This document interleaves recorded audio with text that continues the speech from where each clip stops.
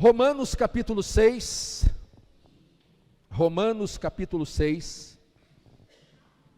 vamos ler o versículo 22.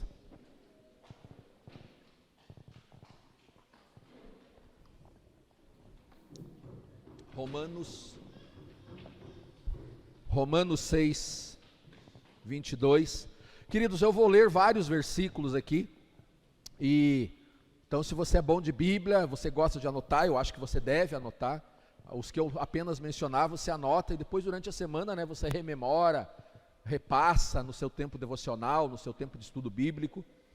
E aqueles que necessariamente precisarem ser lidos aqui, eu vou enfatizar e pedir para que você daí acompanhe a leitura na sua Bíblia ou no seu aplicativo aí no seu smartphone. Romanos capítulo 6, versículo 22.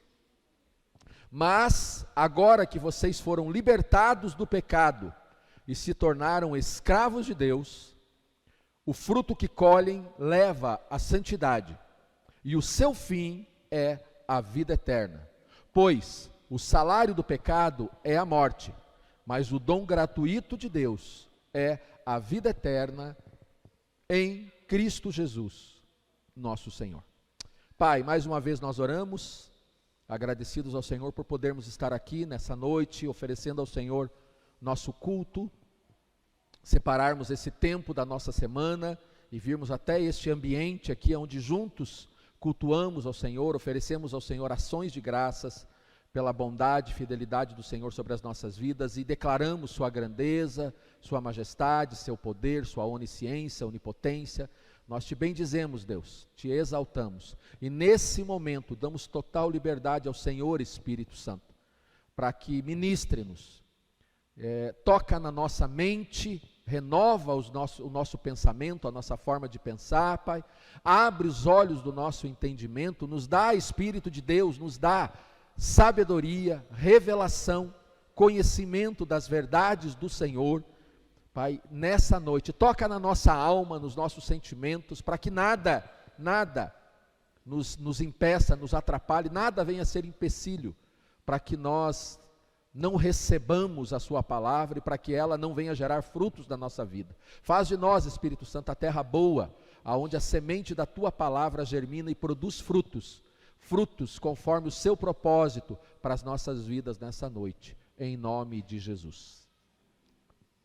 Queridos, a evidência de um novo nascimento, a evidência de uma conversão genuína, é uma vida diante de Deus. É a maneira como nós vivemos a vida diante de Deus. O que o texto de Paulo aos Romanos está dizendo é que agora nós fomos libertados do pecado, e que essa libertação do pecado, operado pela graça de Deus, ela traz um fruto sobre as nossas vidas, e esse fruto que nós colhemos como resultado do novo nascimento e de uma vida diante do Senhor, nos leva à santidade, e o fim disso é a vida eterna.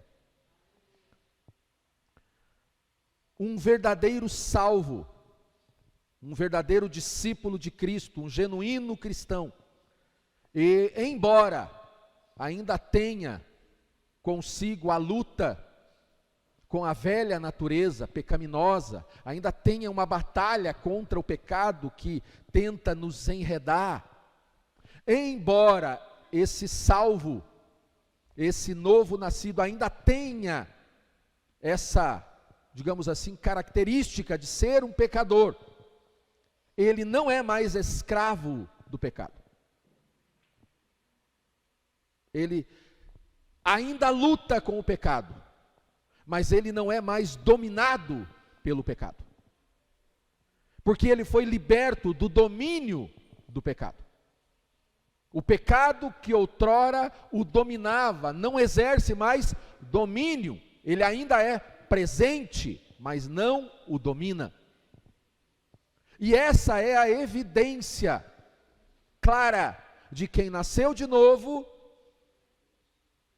de quem genuinamente se converteu, e de quem, por mais que tenha uma religião, por mais que frequente uma igreja, ainda não nasceu de novo ou não se converteu genuinamente.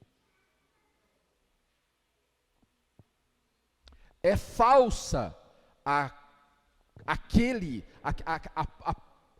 que professa uma fé, dizendo-se cristão, mas continua dominado pelo pecado. Essa conversão é falsa. Ela é falsa. Porque essa pessoa continua debaixo do domínio do pecado. A graça que nos salva, ela não é uma licença para viver no pecado, para continuar pecando. Eu acho ser certo. A graça, e é por isso que o Paulo diz que eu fui liberto do domínio do pecado. E agora eu sou escravo de Deus, porque agora eu tenho uma outra vontade sobre a minha vida, e é a vontade dele. Não é nem a minha e nem a de ninguém outro, é a vontade dele que precisa governar a minha vida.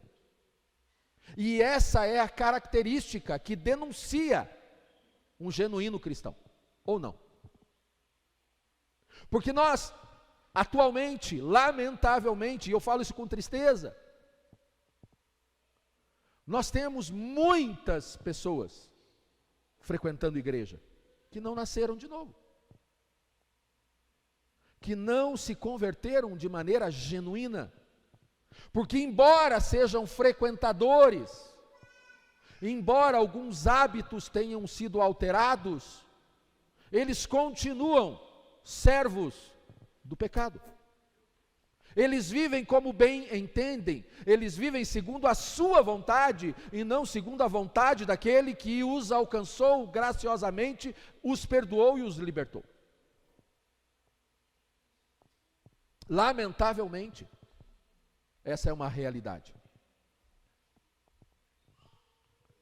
A graça que nos liberta, a graça que nos salva, é também a mesma graça que nos auxilia, que nos capacita para vivermos uma vida de amor obediente ao Senhor, esforçando-nos por viver em santidade.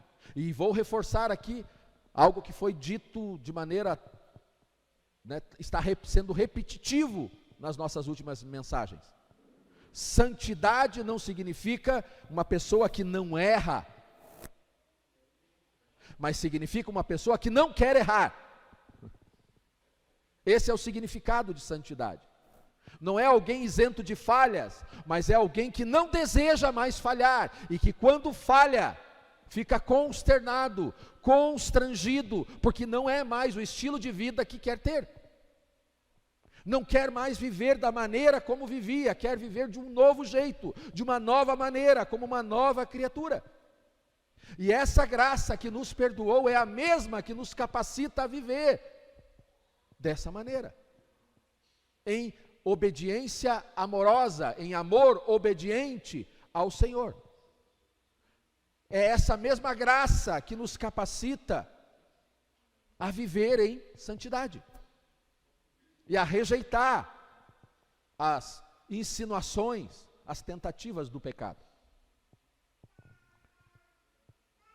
Efésios capítulo 5, versículo 1, diz assim: portanto, sejam meus imitadores, Paulo escrevendo à igreja do pastor Timóteo, e ele diz assim: sejam meus imitadores como filhos amados. Quem aqui é filho amado de Deus? Amém, é isso aí. Mas aí ele diz: sejam meus imitadores como filhos amados de Deus e vivam em amor, como também Cristo nos amou e se entregou por nós como oferta e sacrifício de aroma agradável. Quem aqui sinceramente deseja ter uma vida que seja para Deus um aroma agradável? Aqui Paulo está mostrando, dizendo, orientando, apontando como nós, filhos amados, podemos ser esse aroma agradável ao Senhor. Como? Vivendo em amor. Que amor? O mesmo amor de Cristo. Como foi o amor de Cristo? Foi um amor de entrega. Esse é um grande problema entre nós, conosco, igreja, nos dias de hoje. Porque nós queremos Deus, mas não queremos nos entregar a Ele. Nós queremos que Ele concorde com a nossa vida e mesmo conscientes e cientes da graça, queremos a aprovação no nosso estilo de vida que confronta com o que Ele tem para nós. O sacrifício de Cristo foi abrir mão da sua vontade. Foi esse o sacrifício. Então, se eu quero ter uma vida agradável ao Senhor, eu preciso abrir mão da minha vontade. E esse é o grande embate. A maioria de nós não tem mais problema com o diabo, mas temos problemas com a nossa vontade. E nos dias de hoje, principalmente nesse momento da nossa história, cada um de nós tem a sua verdade. Cada um de nós. Aqui estamos aqui com mais de 100 verdades. Cada um tem a sua, eu tenho a minha, você tem a sua, tem coisas que você concorda comigo, tem coisas que eu não concordo com você, mas querido, não é a minha verdade, não é a sua verdade, é a verdade dele. Você não precisa concordar com a minha verdade, e nem eu com a sua, mas se nós queremos viver uma vida que o agrada, a verdade dele precisa dominar as nossas vidas, precisa ser soberana sobre nós. O versículo 8 de Efésios 5, porque outrora vocês eram trevas. Antes, esse outrora é o quê? Antes da graça te alcançar, antes de Deus te perdoar, antes dele te redimir em amor, antes de ele te reconciliar e te inserir na família do Pai, antes você era treva, agora você não é mais. E aí o texto diz assim: agora vocês são luz no Senhor. Como ser luz? No Senhor. Eu não sou luz em mim mesmo. Eu não sou luz na minha capacidade, eu não sou luz no meu entendimento, no que eu acho certo, não. Eu só consigo ser luz no Senhor. E aí ele diz na sequência do versículo 8, ele diz assim: vivam como filhos da luz. Pois o fruto da luz consiste em toda bondade. Bondade. Ser bom, ser benigno. Mas vai além, mais do que ser bom, em justiça e em verdade. Verdade de quem? Dele, não a minha, não a sua. E aí ele conclui dizendo: e aprendam a discernir o que é agradável ao Senhor. Aprendam a discernir o que é agradável a Ele. Não é a mim, não é a igreja, não é a ninguém que você precisa agradar, não é nem o seu marido, não é nem a sua esposa, nem os seus pais, nem os seus filhos, nem o seu pastor, nem o seu líder, é a Ele que você precisa agradar. Porque é o fruto dessa vida que vai te produzir santidade e que vai te conduzir à eternidade.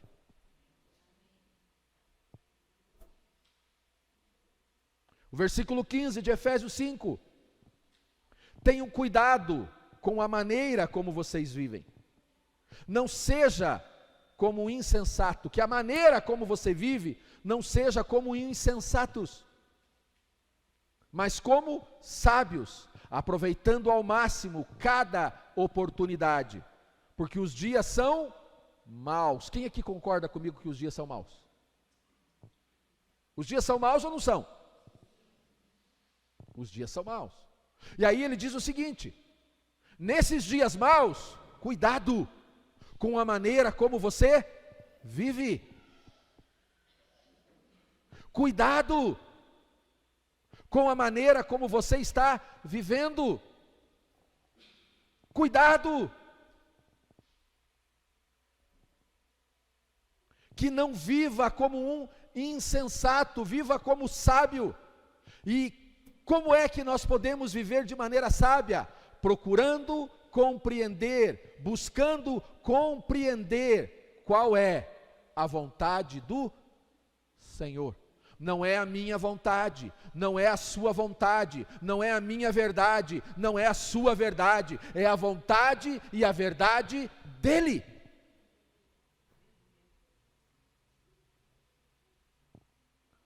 É isso, queridos, que vai nos conduzir aonde o Senhor quer nos levar, que vai nos fazer ser quem o Senhor quer que sejamos,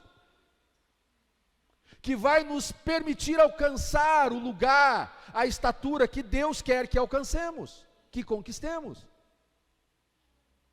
Não viver de maneira insensata. E o que é a insensatez? É insensato entregar a vida a Jesus e querer viver da sua própria forma. Isso é insensatez.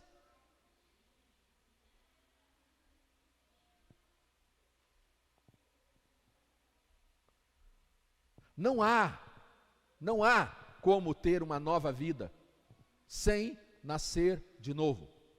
E não há como manter essa nova vida sem estar em Cristo, sem estar no Senhor. Não há como. Nós falamos bastante aqui, nos nossos últimos cultos. Temos falado desde o início do ano sobre isso. Sobre as características, as evidências de um genuíno discípulo, de alguém que nasceu de novo. O que é que denuncia, o que é que aponta quem é e quem não é. Quem é joio, quem é trigo. Para nascer de novo, eu preciso ter um encontro com Cristo. É impossível nascer de novo, ser uma nova criatura sem um encontro com Cristo. É impossível. Mas eu também preciso entender que mesmo depois de tendo nascido de novo, eu preciso me manter nesse novo nascimento.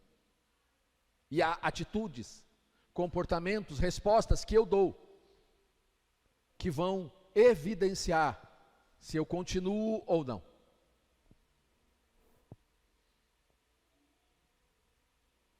Nós falamos aqui, e eu vou só mencionar, falamos sobre João 3, a experiência de Nicodemos. João 3 registra que Nicodemos, um homem já de idade, um líder considerado, muito respeitado na sociedade judaica dos dias de Jesus, ele ouve falar de Jesus, ele, aparentemente vê o que Jesus está realizando, e então, num determinado momento, ele instigado, ele é provocado e brota nele o sentimento de estar mais próximo de Jesus, de conversar pessoalmente, de ter um encontro pessoal com Jesus. Está lá em João capítulo 3. E o texto bíblico relata que num determinado dia, ao escurecer, na calada da noite, Nicodemos marca um encontro com Jesus e vai ter com Jesus. E nessa conversa entre Nicodemos e Jesus, Nicodemos diz para Jesus: é impossível que alguém que não seja enviado pelo Senhor realize os sinais que você tem realizado.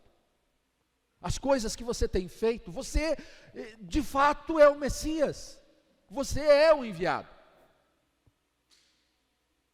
E nessa conversa Jesus diz a Nicodemos, ele pergunta para o Senhor o que é que precisa ser feito, e Jesus diz: você precisa nascer de novo, da água e do Espírito. E aparentemente, num primeiro momento, ou pelo menos nas informações bíblicas que nós temos, baseado apenas nas informações bíblicas, num primeiro momento nós podemos afirmar que, apesar de ter tido um encontro pessoal com Jesus, Nicodemos não nasceu de novo. É possível que na sequência, biblicamente nós não temos todas essas informações. A Bíblia diz lá na frente, num dos evangelhos, ou nos evangelhos, diz que vários líderes começaram a seguir a Jesus. Talvez lá na frente Nicodemos tenha entrado nessa turma, Não temos essa certeza. Mas, trabalhando apenas com o que a gente tem escrito, nós somos levados a deduzir. Perceba, ele está interessado, ele está curioso, o sentimento dele é sincero, ele quer se aproximar de Jesus, ele quer Jesus, ele está vendo os sinais, ele ouve as notícias, eu preciso me aproximar desse homem, eu preciso estar mais... Mas isso, mesmo tendo um encontro, não foi suficiente para ele se libertar da religiosidade.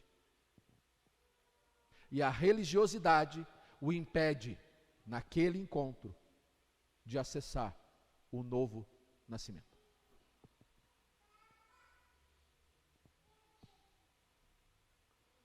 Mateus 19 conta uma outra história.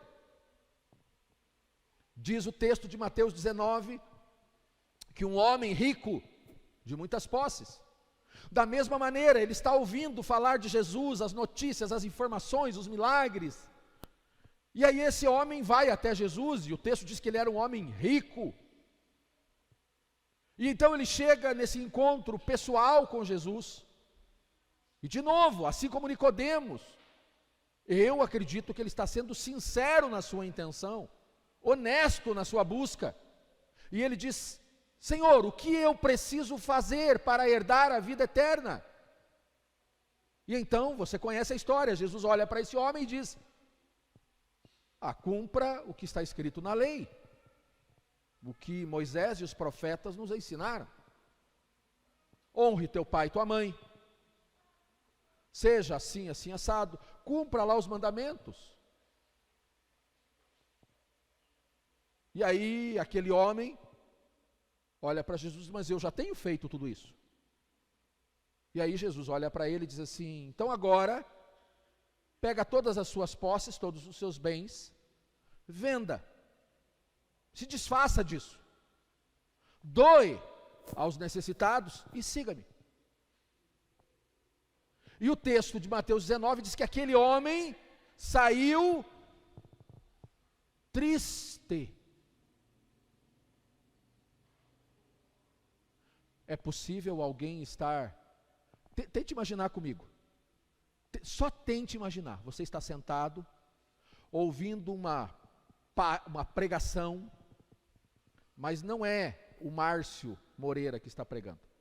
É o próprio Senhor Jesus. Como seria? Como você acha que seria essa experiência se você estivesse no lugar de Nicodemos ou do homem rico? Pastor, eu ia sair de lá aleluiado, transformado. Esse homem não saiu.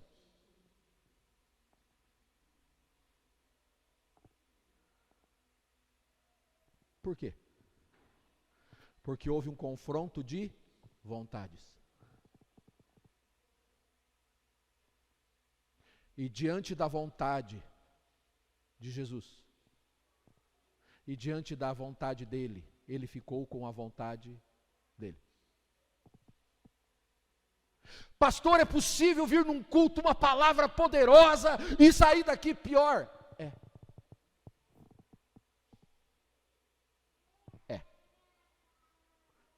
Mas o louvor estava tão bom e eu saí pior. A palavra foi boa, mas eu saí pior.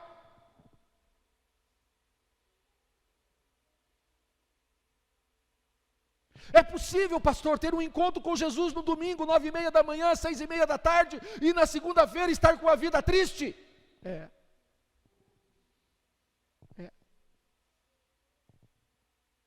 Porque se eu abro mão da vontade dele e permaneço na minha, o resultado é tristeza, querido.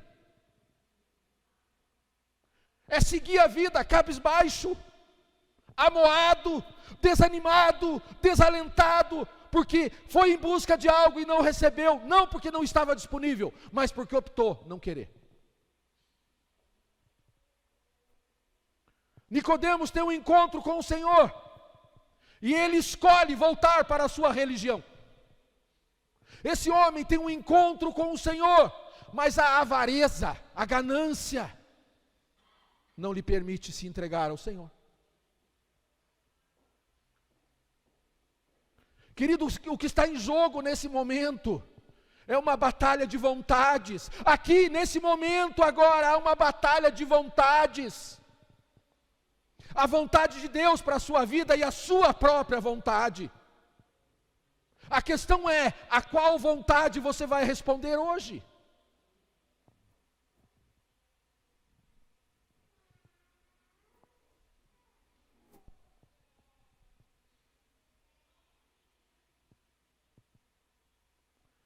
João 8 foi fruto aqui da nossa última pregação. Mary ministrou no culto da manhã, Carla ministrou no culto da noite. Semana passada. Uma mulher adúltera, pega em flagrante adultério. Ela também teve um encontro com Jesus. E é interessante, porque Nicodemos vai atrás de Jesus.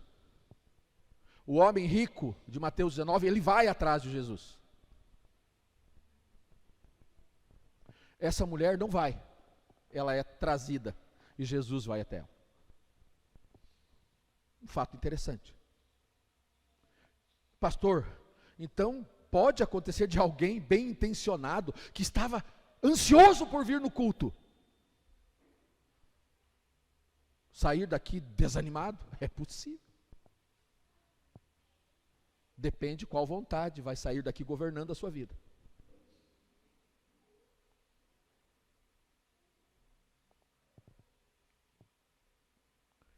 Essa mulher de João 8, a adúltera, conhecida como mulher adúltera, ela teve um encontro com o Senhor. E ela foi perdoada dos seus pecados. Você lembra, né? Mulher, quem te condena? Onde estão os teus acusadores? E o texto diz que ela olha, não vê ninguém. E ela diz, Jesus, foram todos embora. E ele diz, então nem eu te condeno.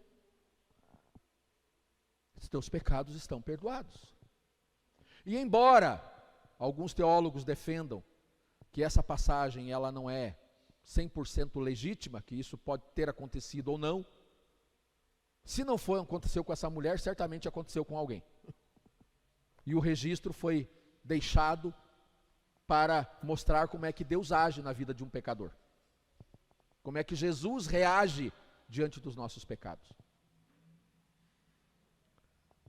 Essa mulher é perdoada e recebe a oportunidade de recomeçar a sua vida. Agora liberta daquela vida escravizadora do pecado. Ela vivia envolta em trevas, ela estava envolvida, ela era uma prisioneira do pecado, seu estilo de vida demonstrava que ela era uma escrava do pecado, insatisfeita, infeliz. E ela tem uma oportunidade, porque ela se encontra com o Senhor. E depois do perdão, depois da restauração, como é que aquela mulher sai dali? Ela sai debaixo de qual palavra para seguir a sua vida? Qual foi a palavra que aquela mulher, além de ouvir, perdoados estão os seus pecados, qual foi a palavra que Jesus disse para aquela mulher? A partir de agora você vai caminhar em cima disso. Qual foi? Vá. Porque antes você era treva, a partir de agora você não é mais. Antes você podia voltar para a sua vida de pecado, agora não. Porque agora, mulher, você é luz, então o seu estilo de vida tem que ser diferente. Você não pode voltar para aquelas práticas de outrora, que eram segundo a sua vontade, ou a vontade de alguém sobre você. viva debaixo da minha vontade, e a minha vontade é vá, livre, liberta, curada, restaurada, salva, e não peques mais. Mas é possível essa mulher ir e nunca mais pecar? Claro que não. Então, como é que essa mulher faria diante de um pecado, diante de uma tentação, diante de uma provação? Aí vem o que nós acabamos de dizer. Outrora vocês eram trevas, agora vocês são luz no Senhor. Como é que ela venceria o pecado? E se ela pecasse, como é que ela seria restabelecida? No Senhor. Mas a partir de agora, o que domina a vontade dela não é mais a vontade dela, é a vontade do Senhor.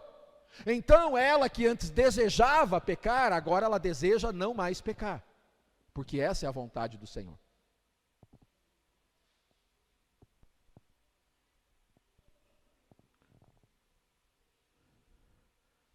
Jesus não desampara ninguém que vem até Ele, pedindo ajuda, cura, salvação, restauração, restituição, transformação. Jesus não despreza ninguém que vem até Ele em busca de um milagre. Não despreza. Nós temos outros exemplos. Jairo, o líder da sinagoga, outro homem bastante respeitado na sociedade dos dias de Jesus. E o texto de Marcos capítulo 5 conta que Jairo, a demanda de Jairo é trazida por um grupo de discípulos. Eles apresentam a necessidade. Qual era a necessidade desse homem? Ele estava com uma filha enferma em casa, prestes a morrer. O diagnóstico médico era morte, ela morreria, tanto que morreu. E o texto bíblico de Marcos 5 diz que eles trazem essa demanda a Jesus, e Jesus não despreza. E ele diz, eu vou até a tua casa. Jairo diz, não precisa. Libera uma palavra, ele diz, não, eu vou até a tua casa. E quando eles estão a caminho da casa, Jesus já está famoso, uma multidão vem seguindo. O texto diz que nesse período de caminhada, de onde eles estavam até chegar na casa de Jairo, uma mulher, que também tinha ouvido falar de Jesus, dos milagres, dos sinais, dos prodígios que ele estava realizando, e essa mulher tinha uma doença, que a acompanhava por muitos anos, e também a levaria à morte, porque ela sangrava, ela tinha uma hemorragia contínua. E então o texto diz que essa mulher vem até Jesus, vai atrás de Jesus e toca no manto de Jesus, na orla da veste de Jesus, e de Jesus sai poder e ela é curada imediatamente. Jesus não despreza ninguém que vem até Ele, ninguém. Ele não despreza você, seja qual for a sua necessidade nessa noite. Pode ser uma cura física, pode ser uma restauração emocional, familiar, pode ser um problema financeiro, material, pode ser um problema emocional ou espiritual. Ele não despreza a sua necessidade. Ele pode te curar, Ele pode te sarar, Ele pode te transformar, Ele pode te reanimar, Ele pode te encorajar, Ele pode te libertar.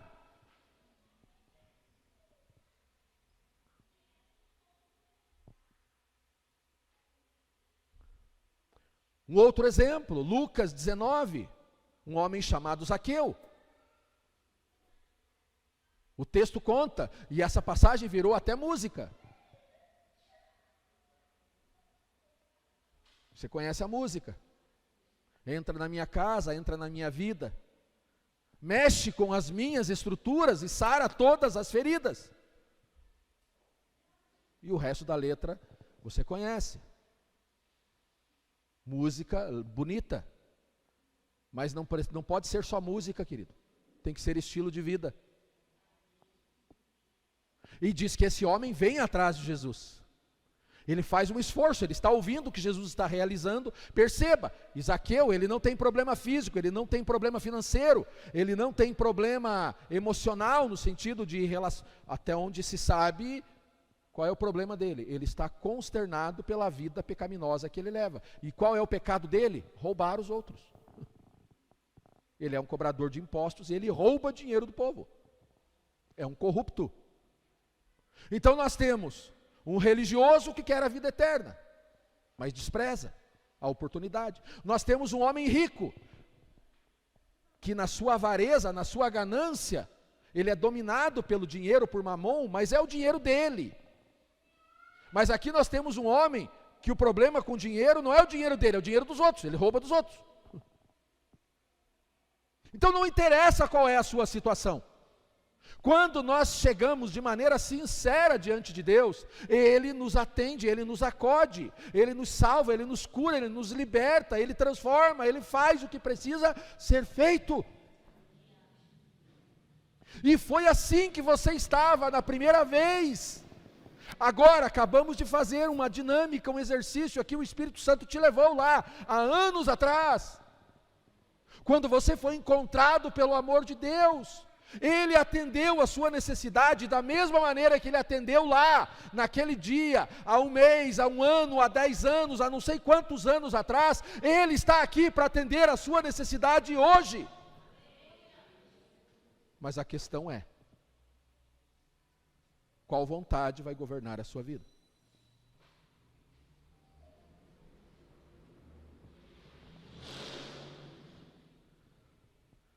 Jesus é o Filho de Deus, enviado ao mundo para nos resgatar, para nos perdoar, para nos curar, para nos libertar e para nos transformar. Ele é. E Ele nos convida a vir até Ele. Você lembra? Eu amo esse texto de Mateus 11, 28 e 29. Eu amo. Eu me identifico muito com ele. Mateus 11, 28, ele diz assim: se você está cansado, se você se sente sobrecarregado, venha a mim, e eu te aliviarei.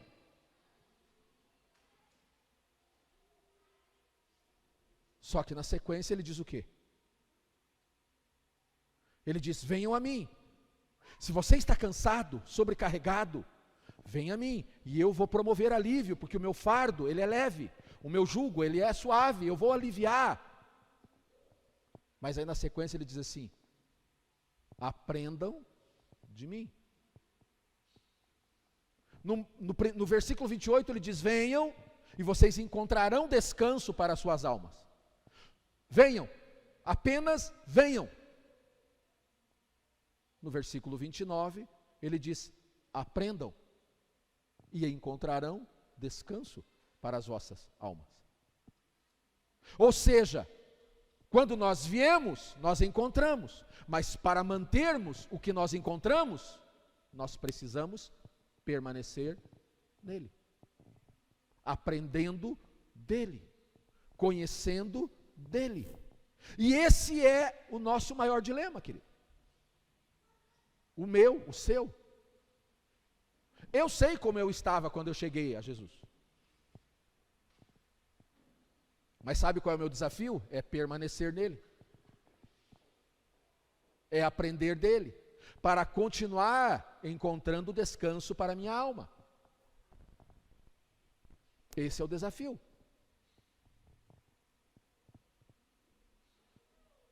Lucas 6,47, ele diz assim: e eu lhes mostrarei a que se compara aquele que vem a mim, ouve as minhas palavras e as pratica. Eu vou mostrar para vocês o que é que acontece na vida de um homem, eu vou mostrar para você o que acontece na vida de uma mulher que vem a mim. O que eu produzo na vida dessa pessoa, o que eu realizo na vida dessa pessoa. Mas essa pessoa, ela vem a mim, ela ouve a minha palavra e ela coloca em prática. E esse é o nosso desafio, querido.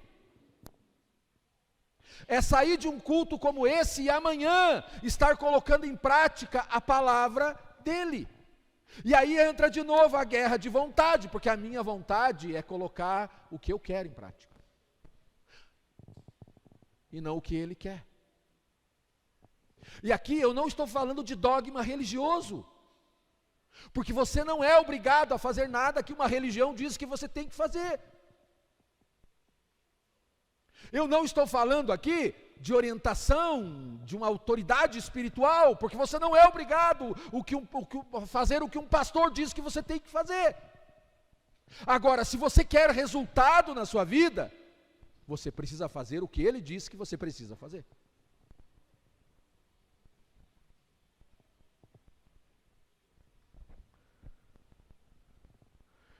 Em João 6,35 ele diz, então Jesus disse, eu sou o pão da vida, aquele que vem a mim nunca terá fome, aquele que crê em mim nunca terá sede.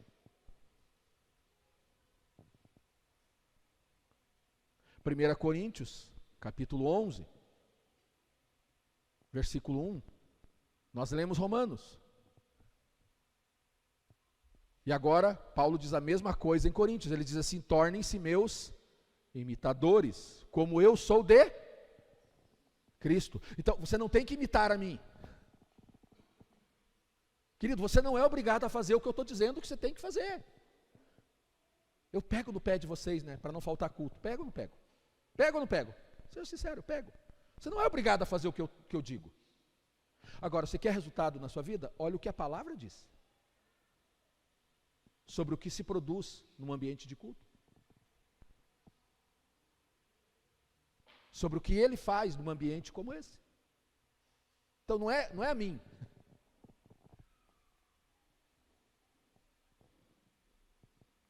Tornem-se meus imitadores, como eu sou de Cristo. A referência final, principal, não sou eu, é Ele. Eu me dá uns arrepios, sabe, queridos, quando eu ouço, inclusive nos meios assim de pastores, igrejas amigas, mas me dá uns arrepios, quando eu ouço assim, porque vocês têm que seguir o que eu digo,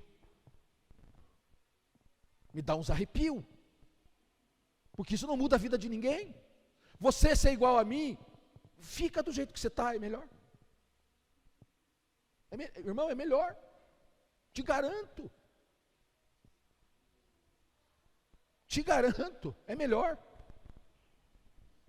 Você tem mais chance de ir para o céu sendo você do que sendo eu.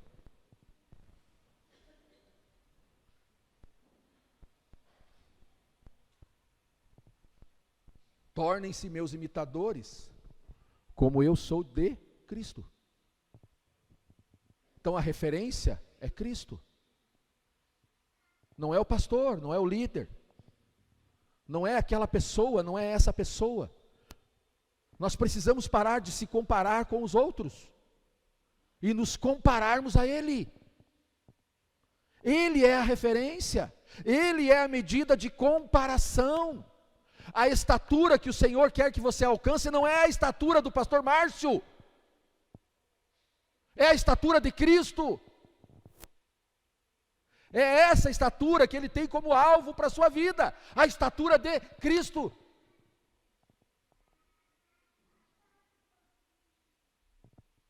Então pare de se comparar e de comparar aos outros.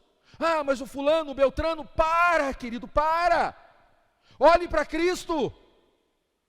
Mantenha os seus olhos nele. Porque é Ele. É Ele.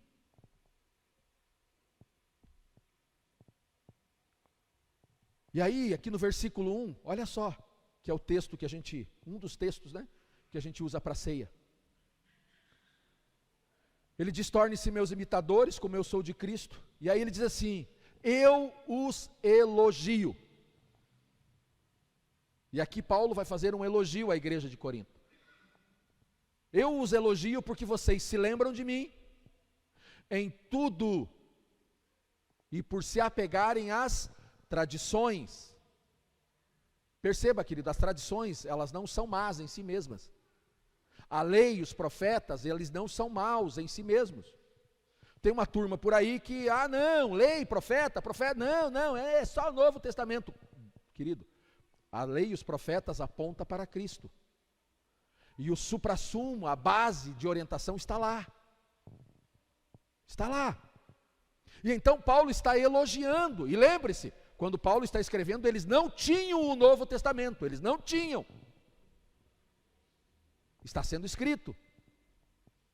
Então ele diz assim: eu elogio vocês, porque vocês se lembraram de mim, se apegaram às tradições exatamente como eu transmiti a vocês. Então, de novo, Paulo ele se coloca como uma referência, mas não a referência principal. A referência principal é a tradição. Qual é a tradição? A lei e os profetas. E aí Paulo os elogia. Mas lá no versículo 17 de 1 Coríntios 11, ele diz assim: entretanto, nisto que eu vou lhes dizer, eu não os elogio. Ele começa, no versículo 1, ele diz: eu tenho um elogio para fazer. No meio da conversa ele diz: mas tem algo que eu não elogio. E o que é que ele não elogia? As reuniões de vocês fazem mais mal do que bem. Por quê? Porque eu ouço que quando vocês se reúnem, como igreja, há divisões entre vocês.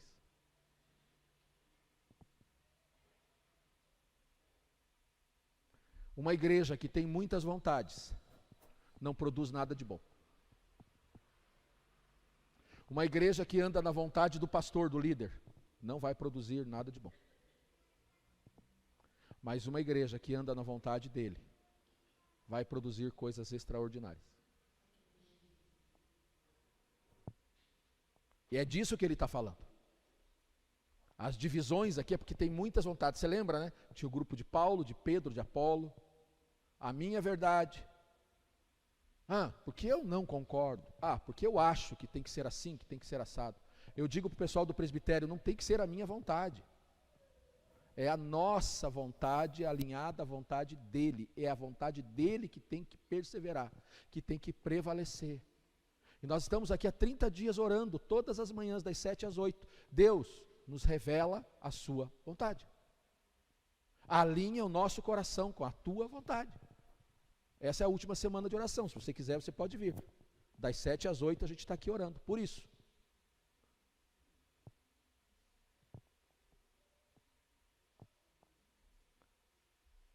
E aí no versículo 22, de 1 Coríntios 11, ele diz assim: será que vocês não têm casa onde comer ou beber?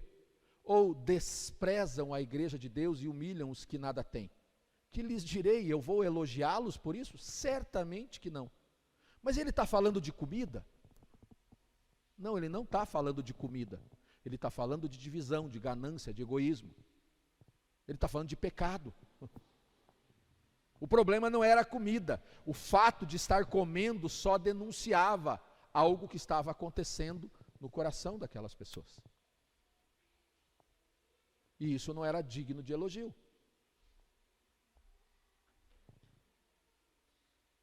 E aí na sequência, ele diz lá, versículo 22, será que vocês não têm casa? Ele pergunta de novo, né? Onde comer ou beber, ou desprezam a igreja de Deus? Do que ele está falando? Desprezo à igreja. Primeiro ele diz assim: vocês desprezam os que nada têm. E aqui ele diz assim: vocês estão desprezando a igreja de Deus. O problema, o cerne do problema, é que tinha muita vontade, muita opinião, muita verdade, e essas várias vontades, essas várias verdades causavam uma divisão. O povo estava todo mundo junto, comendo, fazendo culto, mas isso não era digno de elogio, porque havia um desprezo à igreja.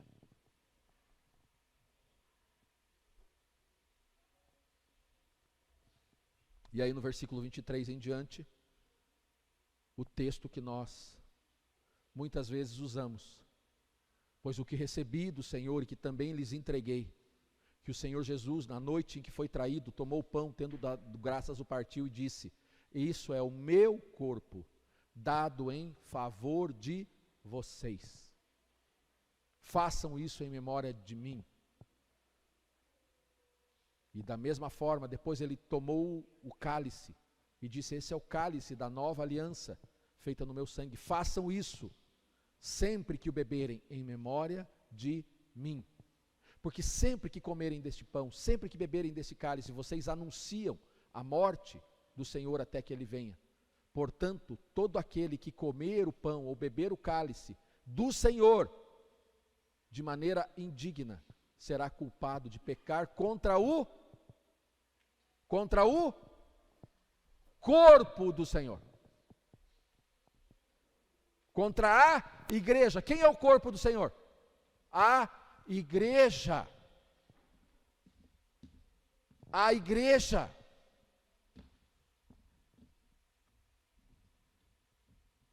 E quando nós pecamos contra a igreja, nós atraímos para nós maldição. Maldição.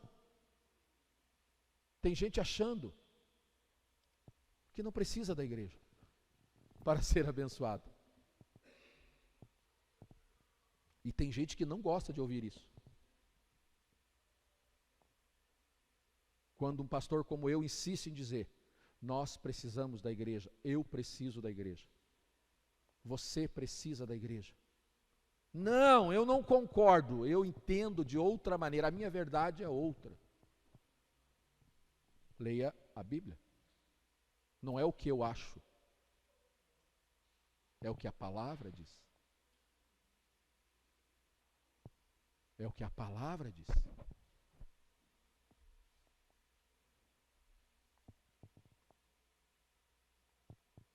Romanos 6,4. Portanto, fomos sepultados com ele na morte, por meio do batismo, a fim de que, assim como Cristo foi ressuscitado dos mortos, mediante a glória do Pai, também nós vivamos uma nova vida. Se dessa forma, unidos a ele, na semelhança da sua morte, certamente o seremos também na semelhança da sua ressurreição. O que é que vai nos assemelhar a Cristo na ressurreição? A nossa semelhança com ele hoje, na morte. Para que foi que Jesus teve que morrer no Getsêmani? Para a sua vontade. Pai, seja feita a tua, não a minha. Ele teve que morrer para a sua vontade. Sabe como é que nós nos assemelhamos hoje? Amando como Cristo amou. Como foi que Cristo amou? Ele se ofereceu como um sacrifício. Então, como é que nós declaramos o amor? Nos oferecendo como sacrifício. Por quem? Para quem? Pela igreja. O aroma agradável ao Senhor não é o sacrifício que a gente faz ao Senhor de uma maneira isolada do corpo. E muita gente ainda não entendeu isso.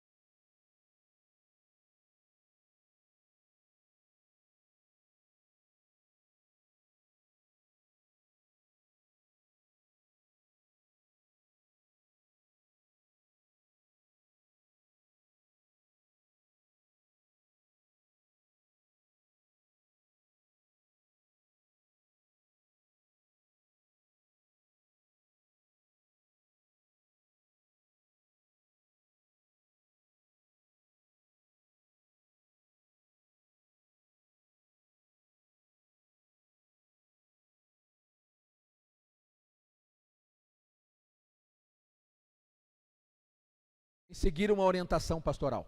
Foi o pastor que disse, vamos fazer. E há um momento, a Bíblia nos ensina a sermos sujeitos às autoridades. A Bíblia fala sobre isso. Mas aqui, Efésios 5:21, não está falando de sujeição às autoridades. Está falando de sujeição uns aos outros. E esse é o maior desafio.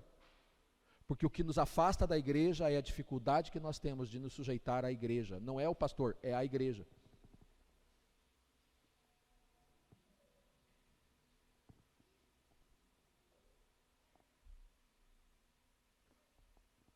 Cristo, o texto de Efésios, que a gente usa bastante para o casamento, né? Cristo amou a igreja entregando-se a si mesmo por ela, para santificá-la, tendo-a purificado.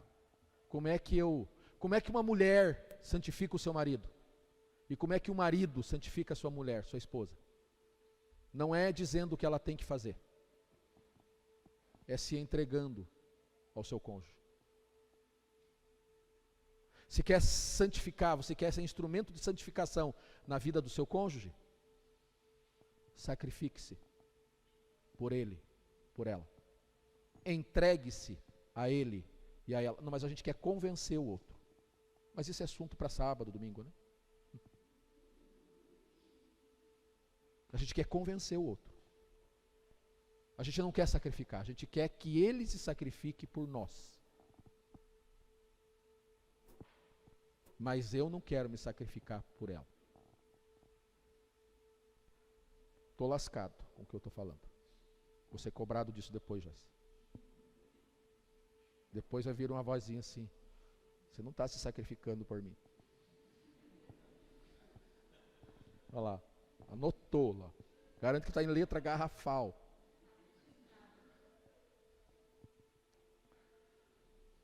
Feche seus olhos. Curva a sua cabeça. Um pastor amigo meu, ele costumava dizer que culto bom não é aquele que a tampa da panela salta, é aquele que o fundo da panela cai.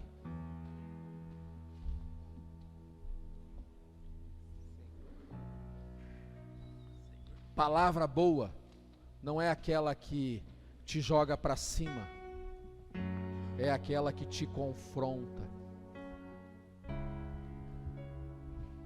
Porque é diante do confronto que nós somos transformados.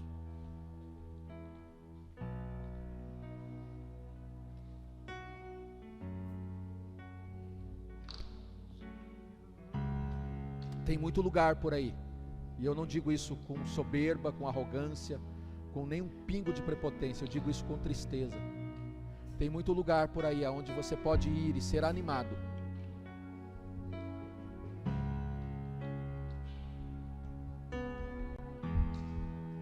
Mas é o confronto pela palavra como um espelho que transformará as nossas vidas, não é o ânimo, é o confronto.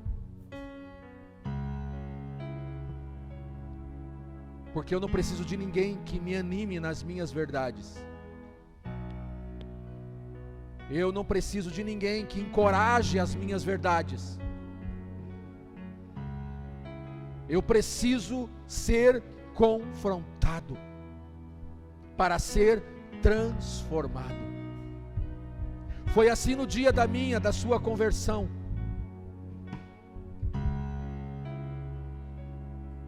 Nós tínhamos um estilo de vida e fomos confrontados. E precisamos nos arrepender naquele dia. E hoje de novo, estamos sendo confrontados. Pastor, eu quero isso, mas eu não consigo. Que bom. Que bom. Porque é impossível conseguir viver em santidade, amar a Deus, amar a Cristo, amar a igreja. É impossível ser igreja sem a graça dele. É impossível, querido. Desista de tentar ser, fazer, sem estar nele. Porque sem ele nós nada podemos fazer, nada. Sem Ele, nada podemos fazer, nada. Mas nele tudo é possível. Nele tudo é possível. E eu acredito que você é sincero no seu sentimento. Eu acredito que você é sincero na sua intenção. Você está sendo sincero, honesto na sua busca de querer viver uma vida que agrade a Deus. Sozinho, na sua força, é impossível. Mas nele é possível.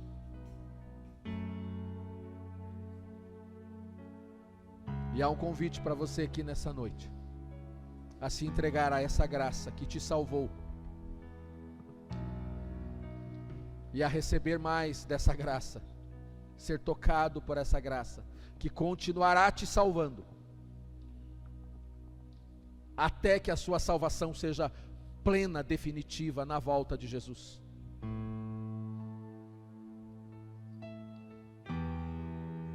Ore, enquanto o louvor é ministrado, antes de celebrarmos a ceia. Você terá alguns minutos para orar e dizer: Senhor, transforma-me por tua graça, cura-me, sara-me, restaura-me, renova-me. Eu não quero sair daqui hoje e voltar para a vida que eu estava vivendo antes de entrar aqui. Eu quero sair daqui no centro da sua vontade, sustentado pela sua verdade. Amanhã, depois de amanhã, eu quero a sua vontade governando sobre a minha. Eu quero essa nova vida, eu quero essa vida que Cristo tem. E eu me sujeito hoje, eu abro mão da minha vontade, eu abro mão das minhas verdades, eu abro mão, eu me sacrifico, eu me entrego, eu me ofereço para ser revestido por tua graça. Eu me ofereço nessa noite como um sacrifício vivo ao Senhor, para ser um aroma agradável às suas narinas. Vence-me com a tua vontade, vence-me com a tua vontade.